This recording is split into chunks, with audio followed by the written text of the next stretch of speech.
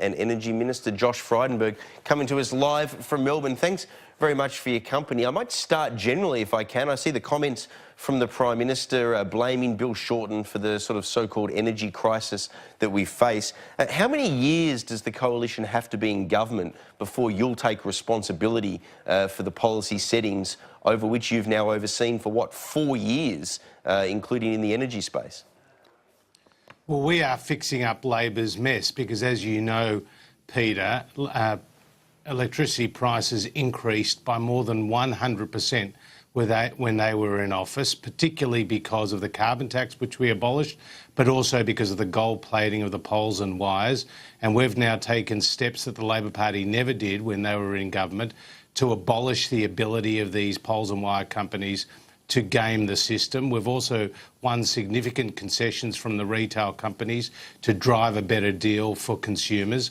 We've put in place the export restrictions on gas, and that is already starting to have an impact, with announcements in recent days by Origin and Santos that they are making more gas available to the domestic market. And then the Prime Minister is stepping into the breach left by Labor by putting an emphasis on storage, and that's not just Snowy 2.0, but it's also a range of other projects we have going around the country, because we recognise that there's an energy transition taking place, so we need to manage that transition, and storage and backup power is absolutely critical to that. Do you agree with the motion that was carried at the National Party's federal conference calling for a phasing out over, I believe, the next 5 years of subsidies for renewables? Well, look, we're a broad church in the Coalition. Is that a no? Well, our policy is very clear.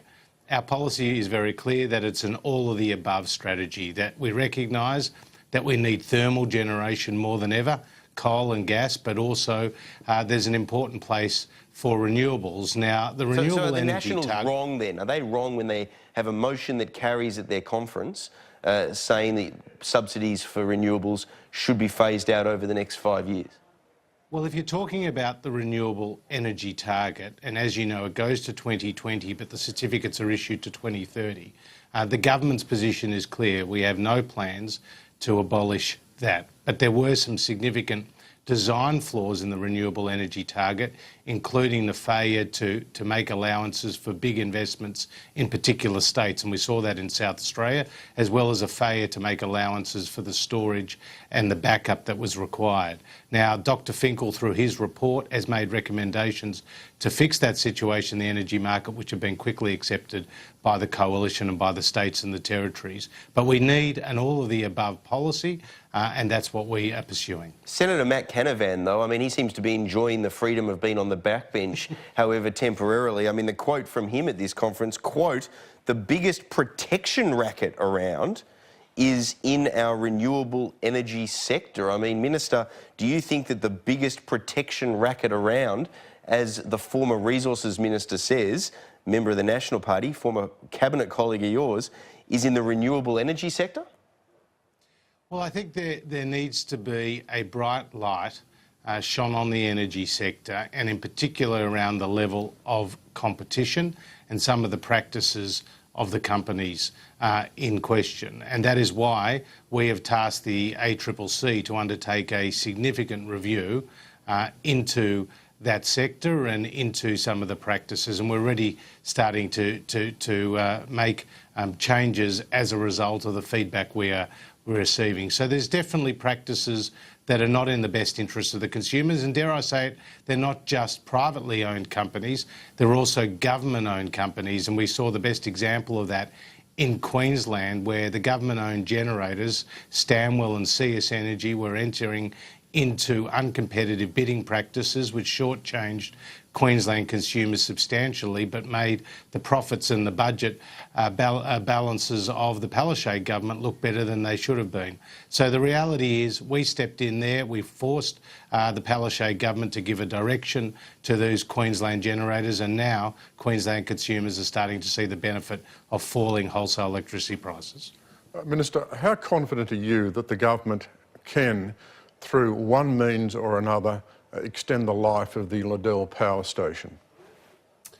Well, Bill Shorten is entitled to his own opinions, but he's certainly not entitled to his own facts. And we have just received a significant report from the Australian Energy Market Operator, which has reinforced the need to keep coal going and the need to have sufficient dispatchable power in the system. It's also highlighted the shortfall in the market, both today but also into the future with the announced closure of Liddell in 2022. Now, there are 16 coal-fired power stations in the national electricity market. Their average age is under 30 years of age.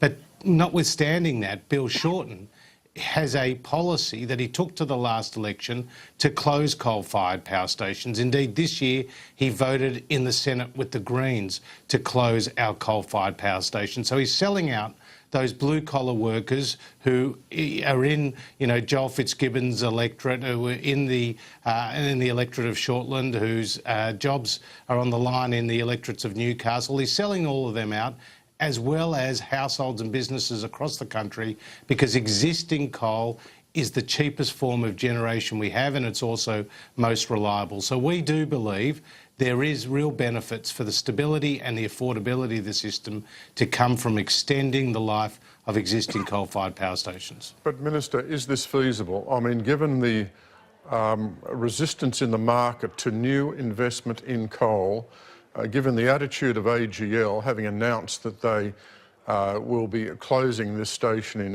2022, how realistic is it to think the government can keep it open?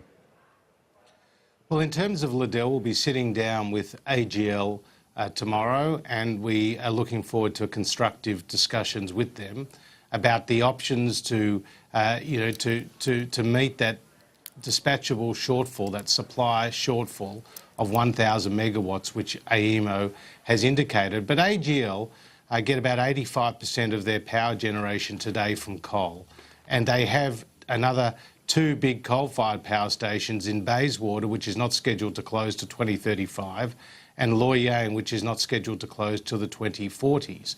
So the reality is AGL relies heavily on coal, and while they may want to position themselves from a marketing perspective about closing Liddell in 2022, the reality is the Australian Energy Market Operator tells us the best interests for the stability of the system is to not close Liddell, or at least to have 1,000 megawatts of additional dispatchable power in the system to cope with that shortfall. So we have an obligation to the Australian people to push this through. Bill Shorten seems to think this should be pushed into the never-never, and in fact is refusing, remarkably, Paul, refusing to accept the advice of the Australian Energy Market Operator because of his ideology on this issue. But you knew 4 years ago what their plans were around Liddell.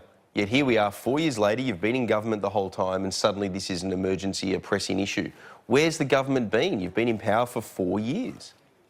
Well, as I said, we've been doing a lot of actions across the energy sector during that whole period of time. In fact, when we abolished... But have you been talking to them, to AGL, about Liddell over the course of that 4 years, or has this just suddenly popped up as a last-minute crisis?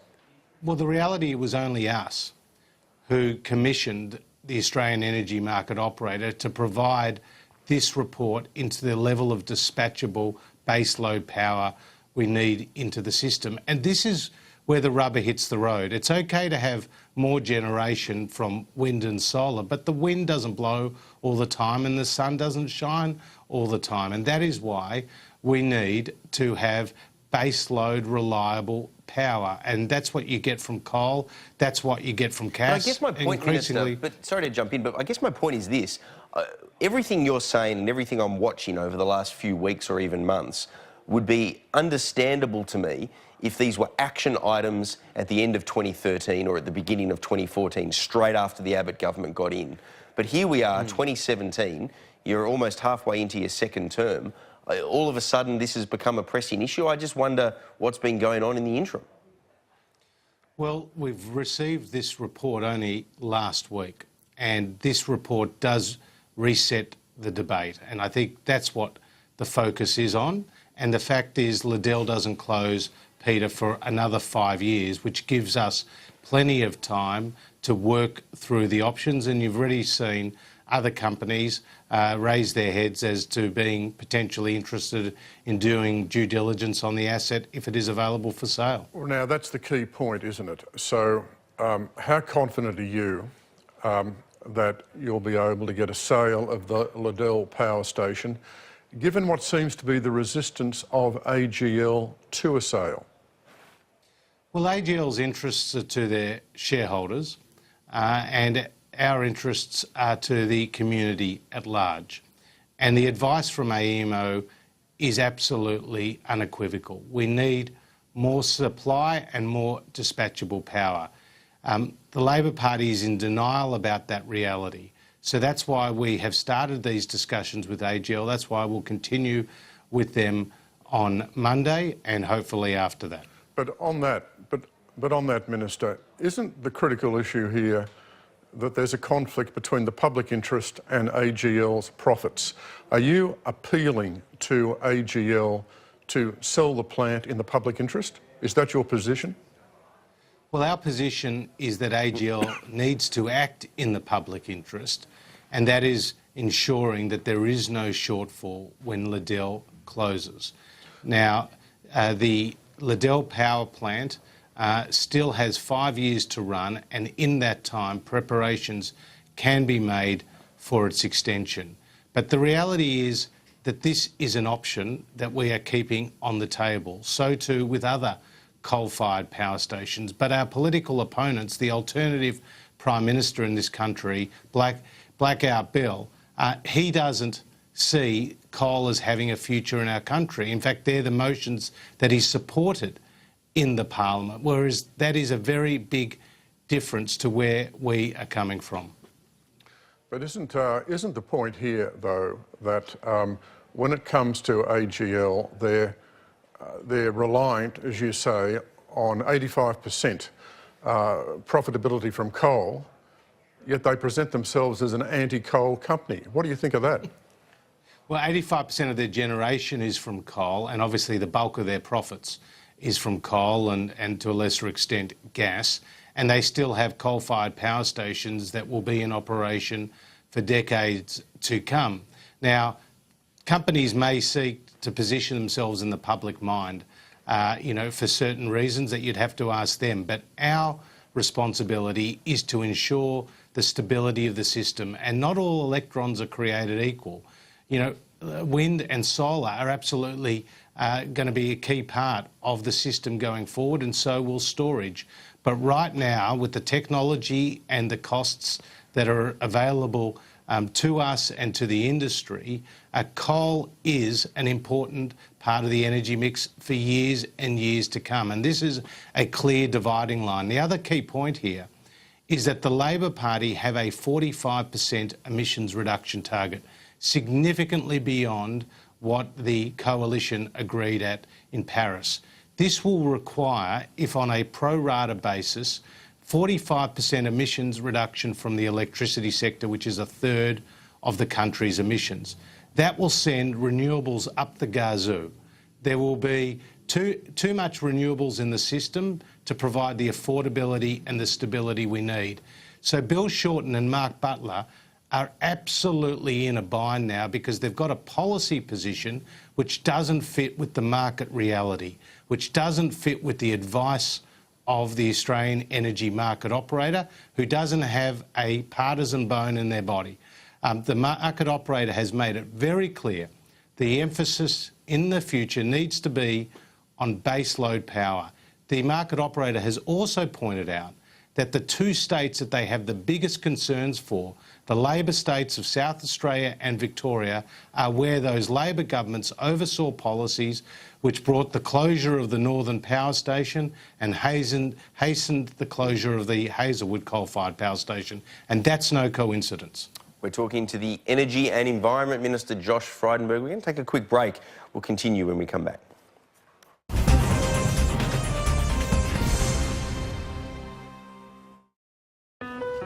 You left home. You juggled 2 jobs and study. You lived within your means. You shared flats. You got rejected. Until someone thought you were good enough to get coffee. You got paid nothing. You worked into the night, the weekend, the parties, the birthdays, the dates and the friends' weddings. Then you worked it all out. Eventually you got paid something. Then you got paid some more. You're working harder and saving harder. You're smarter with money. Finally, you're getting somewhere. New house and a holiday. Aren't you lucky? Money doesn't come easily, but with Virgin Money, it's easy to get rewarded in ways you've never dreamed of. Turn your home loan, credit card, insurances and super into Velocity frequent flyer points and do something extraordinary. Virgin Money. You've earned it. Hey, seen this before, Cheryl? Nah, mate, it must be new. Looks beaut. Geez, not a preservative in sight. No artificial colours either. Try the all-new transparent pouches from Heinz. Clearly honest food. Guys, suit up for the wedding season with amazing deals from Ferrari Formal Wear. Buy designer suits from $199, hire from $89. Buy or hire now, wear later. New season styles are in store now and only at Ferrari Formal Wear. At Hotels Combined, we search all the top travel sites. So when you're ready to book for the best price, Hotels Combined, the best hotel deals guaranteed.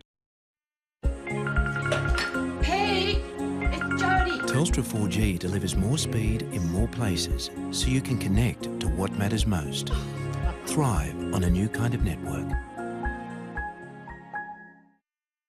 The Gillette Mark III Turbo still feels better after 10 shaves than a new disposable. Mark III has twice the coatings for a closer shave with zero redness. Get an incredible experience, shave after shave. Gillette, the best a man can get. Wow, how do we top this? I know just the place.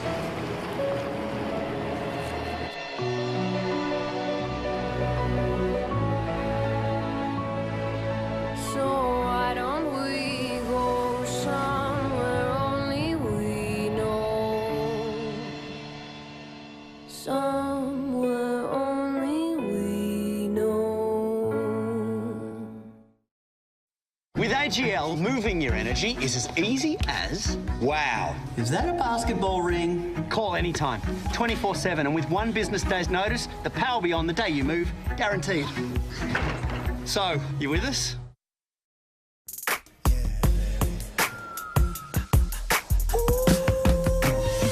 Experience a deliciously decadent mint and cookie filling with crisp wafer and velvety chocolate. Your break is finished. Move over. Break from the ordinary with a decadent new range inspired by Kit Kat Chocolatory. We surf at the same beach. We send our kids to the same school. We're locals too. And we're here using our years of experience to help you make better choices with your home loan. Like helping you to buy your first home, the one you thought you'd never own. Or making sure you're not paying more for your home loan than you should. Find out how your local Mortgage Choice home loan expert can help you make better choices for a better life.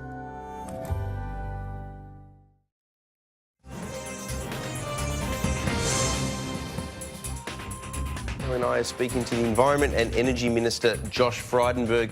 Minister, just before the break, you were talking about Labor, courtesy of its renewable energy target of 45%, having too much of a focus, if you like, in that direction and what impact it'll have on prices. I wonder what you think about Matt Canavan's quote, where he says that renewables are, quote, just a short-term sugar hit.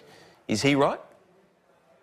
Well, look, renewables are coming down significantly in price and their storage technologies are improving year by year. So renewables can and do play an important part of the energy mix, but we have to recognise... So they're not just a short-term sugar hit? Because that's what Senator Matt Canavan reckons. Well, they're not just a short-term sugar hit.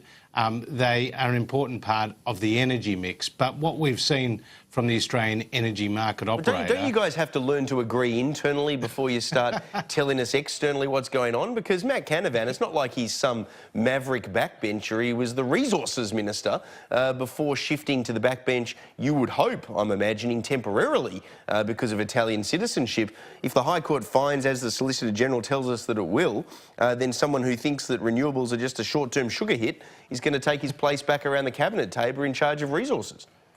Well, we are a broad church, Peter, but the reality is the AEMO report has brought into clear focus that our attention should be on dispatchable, reliable, baseload power. And that is why they've recommended a strategic reserve. That is why they are recommending some changes potentially to the existing design of the energy market. It's a very significant report, and despite that, coming from the market operator, Bill Shorten says it's a distraction, that we should be talking about Liddell down the track, that this is not a priority. I mean, those are his words. And then his energy spokesman, Mark Butler, has been in a series of excruciating interviews, most recently with Emma Alberici and before that with Rafael Epstein and Patricia Karvelis, at each time not being able to answer the question, do they support the continuation of existing coal-fired power stations? And the reason is their policy calls for its closure. And this goes against the advice of the market operator. This will lead to higher prices and to a less stable system, as we've seen in both South Australia and Victoria, where Labor governments have run amok. Does the government think we should see a new coal-fired power station built in Australia? Would be very happy to see a new coal-fired power station built in Australia, because it provides baseload reliable energy, and we're a big coal exporter, and we've also seen this technology rolled out throughout the region. The question becomes, who will build it? And that is why the Prime Minister has left the door open to the Northern Australia Infrastructure Fund as being one body that may get involved, but obviously we would prefer these type of assets are built by the market, not by government. Now, would you see Queensland as being the most desirable location for this new coal plant? Well, Tim Nicholls, as the opposition leader in Queensland, has made it clear that he'd be happy to see a new coal-fired power station built in Queensland, and bearing in mind the government owns the generators, or the most of the generators in Queensland, and so I'm sure he could make that happen if elected. Now, the government has got to yet address the Finkel report and devise a new comprehensive energy policy. Do you, as Minister, support the concept of the clean energy target as outlined in the Finkel report? Well, the clean energy target and the report itself was a report to the COAG Energy Council, wasn't a report by government. Now, what Dr Finkel has sought to do is to provide a mechanism which integrates climate and energy policy, and I've been consistent publicly on this for some time. We do need to integrate those two different policy areas to provide a level of investment certainty for those companies who are making 30 and 40-year bets in the market. So we will consider the clean energy target on its merits, understanding fully its implications for both price and the stability of the system. But we did ask AEMO, as the market operator, to give us particular advice on this issue of dispatchability, because we are concerned that the closures of coal-fired power stations, we've seen 10 power stations closed in the last decade, more than 5,000 megawatts of power lost to the market, about 12% of capacity. We are concerned of the impact that will have, and particularly given that these Labor states in Victoria and in the Northern Territory are locking up decades' worth of gas reserves, makes it difficult to get the supply necessary to ensure thermal generation is in the mix. Now, to what extent does the report you got this week from the market operator, which is focused on the stability of the system and baseload power, qualify the Finkel report which is clearly very committed to renewables? I think it actually complements Dr Finkel's report, and indeed you've heard Dr Finkel come out in recent days and say he supports the continuation of existing coal-fired power stations. Again, contrasting his position as the chief scientist with Bill Shorten and Mark Butler. But Dr Finkel recommended a strategic reserve or the equivalent thereof in the marketplace, which would be a form of insurance so that we could have more reliability. This is again a recommendation out of the Australian energy market. So I do think these reports complement each other, but what the AEMO report does is it goes a step further than Finkel and actually quantifies the amount of dispatchable power we need in the system, saying that there will be a 1,000 megawatt shortfall of supply if Liddell closes as scheduled in 2022. Now, what do you do? What do you do if everyone says no to you and you can't get an arrangement under which you extend the Liddell power station or other coal power stations? What do you do in that situation?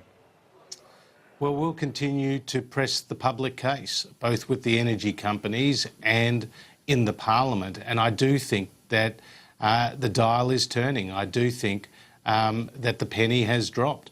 I think that people recognise that dispatchable power is actually, and baseload power is absolutely key to the reliability of the system. I mean, it's unbelievable, Paul, that we're going into this summer and people are concerned about whether the lights will stay on.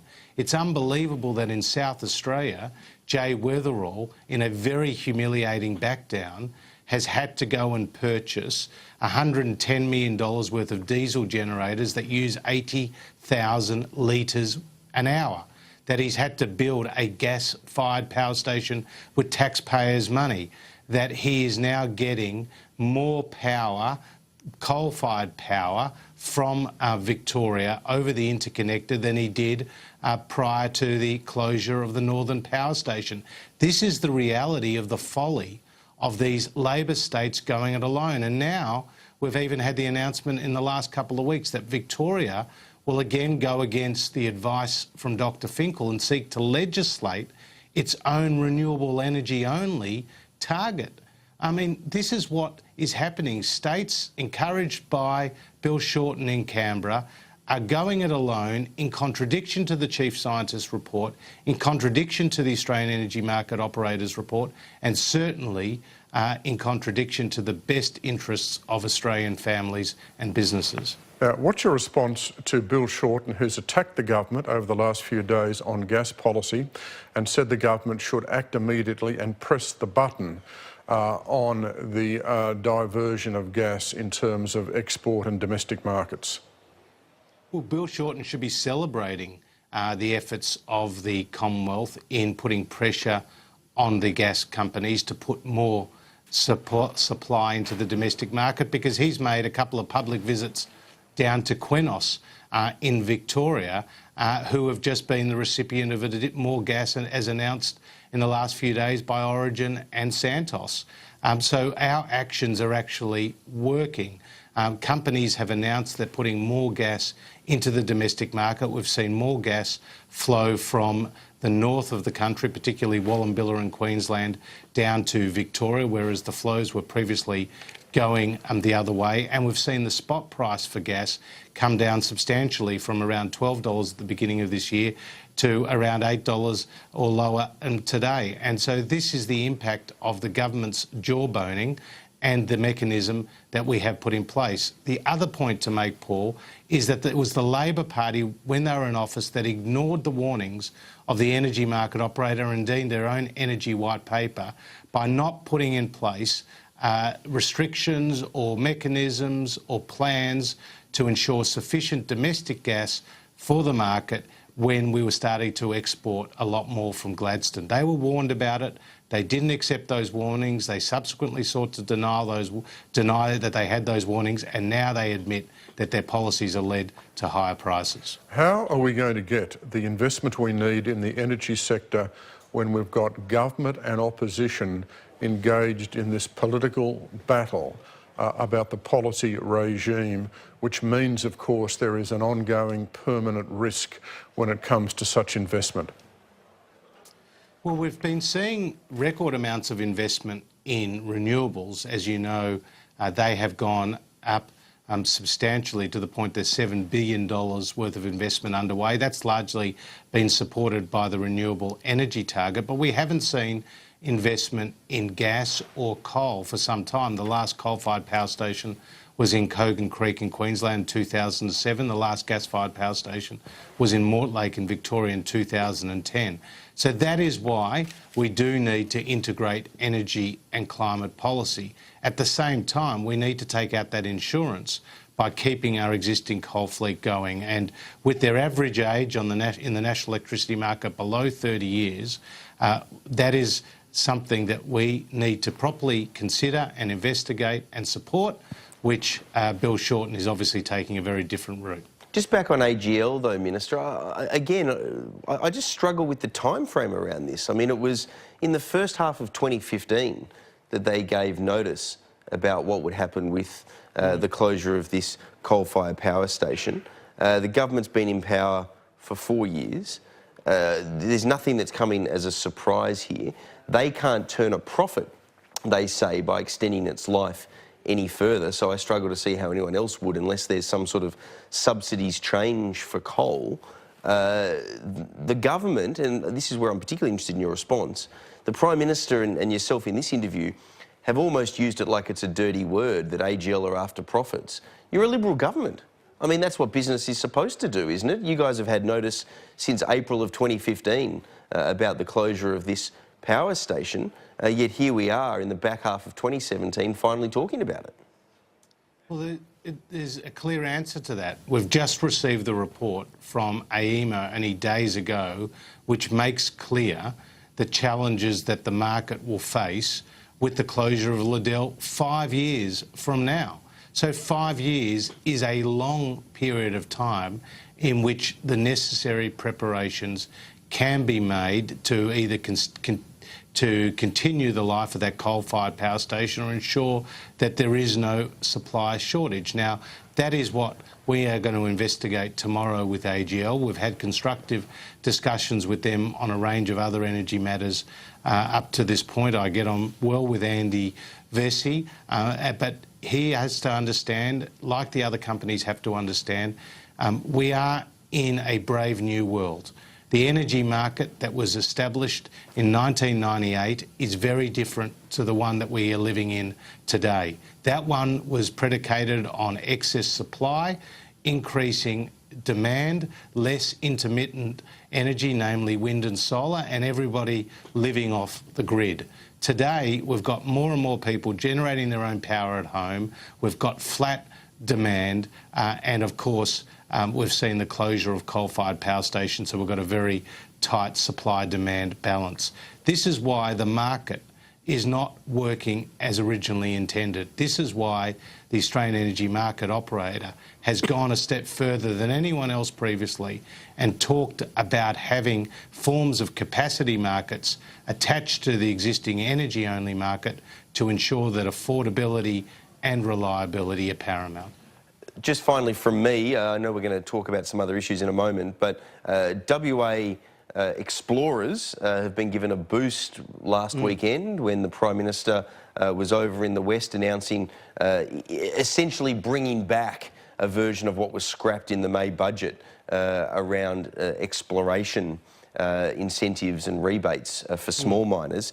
They'll be hoping that Matt Canavan, who interestingly enough scrapped that as Minister before it's now been brought back, they'll be hoping that he's wrong when he says that renewables are just a short-term sugar hit, because of course it's things like lithium that those small miners are exploring for over in the state of Western Australia that this subsidy will be so important to help with. A bit of a contradiction there, isn't it? I mean, a government that knocked the subsidy out under Matt Canavan way back in the budget is bringing it back now in some other form, presumably after the sector was up in arms, to be able to find the kinds of minerals that are necessary for long-term use around renewables, which the minister who knocked it out says isn't a long-term thing because renewables are just a short-term sugar hit.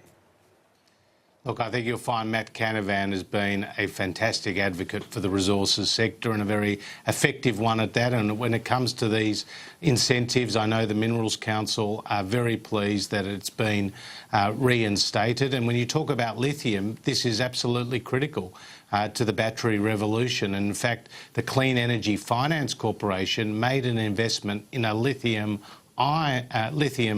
mine of all things in Western Australia not that long ago. So you've even got the Clean Energy Finance Corporation investing in mines where they can provide the resources that are necessary as part of the global supply chain for renewable energy, and particularly battery technology. Isn't this, though, representative of some of the sort of, if you like, missteps in the government? I mean, you've brought back something that you scrapped in the May budget. Look, I think we've brought a policy forward that the Labor Party has never entertained and that we know can make a real difference. Well, you know, there are always budgetary issues, as you know, but the reality is the government's announced this new policy. It's been announced to much fanfare and support, and let's go forward positively together. OK, but it's announced it because of the backlash in the sector. Why didn't Matt Canavan talk to the sector before having it abolished in the May budget? Or indeed, why didn't he talk to his finance minister, Matthias Cormann? Because he's been at the heart of bringing this thing back. It may never have had to be scrapped in the first place. Look, I think you're trying to confect disagreements that are not necessarily there. And the reality is Matt has worked very effectively and proactively with the sector and has been very well received for that. Now, you've got a Captain Cook initiative. You've taken action to protect Captain Cook statutes and other historical statutes. Can you tell us what you're doing and why? Well, Paul, we shouldn't be defacing our history. We can debate it, but we shouldn't be defacing it. And we should be promoting, preserving and protecting our wonderful history as a nation. And when we saw those criminal acts on that Captain Cook statue, you know, the Prime Minister was very quick off the blocks to condemn it and to remind everyone that we shouldn't be seeking to rewrite our history. We know that there are a number of monuments throughout the country, be it in New South Wales, Queensland, Victoria, celebrating Captain Cook's performance and contribution. They are more than 100 years old, and what I have done is I've sought the advice of David Kemp, the head of the Heritage Council, to protect these statues and monuments, whether it be on the heritage list or some other form of legislative protection. We are seeking his advice. When something is listed under the EPBC Act for its cultural and heritage values, there are much stronger penalties, including imprisonment and fines, that are attached to those particular monuments or places.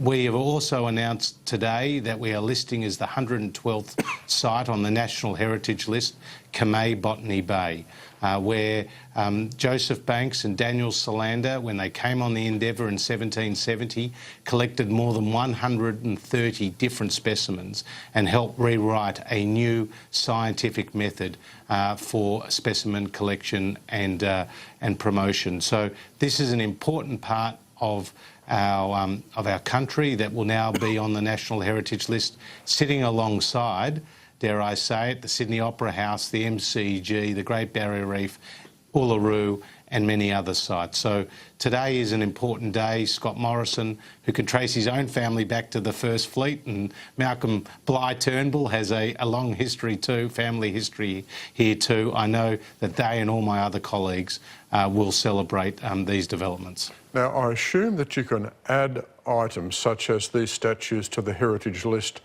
by executive government decision, that you don't need legislation to do that. Is that correct? Well, this is the advice that we are seeking from the Heritage Council, which is chaired by David Kemp.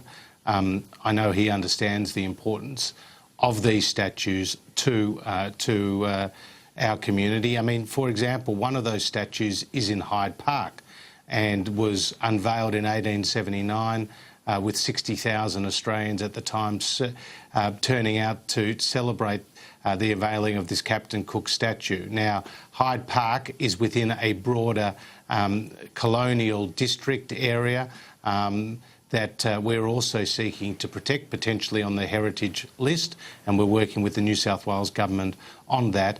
If you're able to protect a broader area, you can also protect the monuments and the statues in it, like that Captain Cook statue. So there's a variety of ways and means to do this, Paul, but the key point here is that the government sees this as a priority, and we want to protect and preserve our history, whereas Bill Shorten is wanting, you know, to come up with thought bubbles like adding on additional plaques and names to existing statues and monuments that have been there for 100 years or more.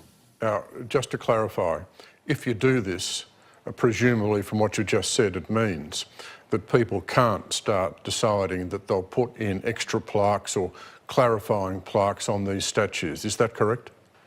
Well, the key point is putting these statues and monuments on the list or through any other legislative means will protect its cultural values, and those cultural values are reflected in the existing plaques that they have and the existing monument, and we shouldn't be seeking to distract from our history with what Bill Shorten has been putting forward in his own thought bubbles. Just finally, Minister, you've been very generous with your time. Literally some breaking news at the National Party conference. The motion to ban the burqa was just defeated 55-51. Your reaction? Well, I don't support banning the burqa. We need to be tolerant of all faiths. That being said, for me, it is a confronting piece of clothing.